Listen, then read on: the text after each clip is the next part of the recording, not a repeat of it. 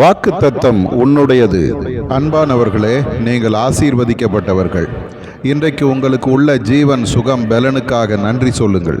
நீங்கள் பெற்றிருக்கும் எல்லா ஆசீர்வாதங்களுக்காக நன்றி சொல்லுங்கள். நீ பல நேரங்களில் பெருமை பேசுகிறாய். உன்னுடைய வீட்டை குறித்து, படிப்பை குறித்து, அழகை குறித்து, குலம், ஊர் என பெருமை பாராட்ட அநேக காரியங்களை நீ பெற்றிருக்கிறாய். ஆனால் இவை அனைத்தும் அற்பமானது என்பதை நீ மறந்து போகிறாய்.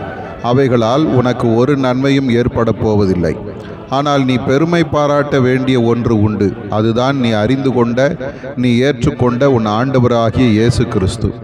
உனக்காக இந்த உலகத்தில் வந்து உன்மீது கொண்ட அன்பினாலே தன்னையே தியாகமாக சிலுவையில் மரணத்துக்கு ஒப்பு கொடுத்து 3ஆம் நாள் உயிரோடு எழுந்து இன்றைக்கும் உன்னோடு கூட இருக்கிற அந்த ஆண்டவர், அவர் இன்னும் உன்னை நேசிக்கிறார். நீ அவரை மறந்து போகலாம், ஆனால் அவர் ஒரு நாளும் உன்னை மறக்கவில்லை. நீ அவரை ஒதுக்கலாம், ஆனால் உன்னை ஒரு நாளும் ஒதுக்கவில்லை. உன்னை நினைத்திருக்கிறார். அவர் உன்னை ஆசீர்வதிப்பார். அவரை குறித்து மேன்மை பாராட்டு. அவர் உன்னை மேன்மைப்படுத்துவார். அவரை அறிந்ததை குறித்து மேன்மை பாராட்டு. அதுவே உனக்கு மகிழ்வை தரும்.